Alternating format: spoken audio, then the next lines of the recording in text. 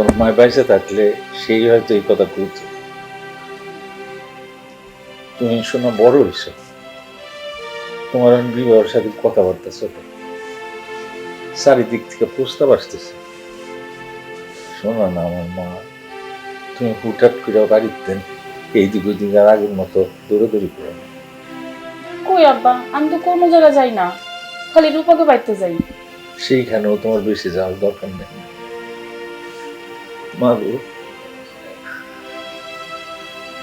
তোমার মা নাই, তুমি আর পাঁচটা মায়ের মতো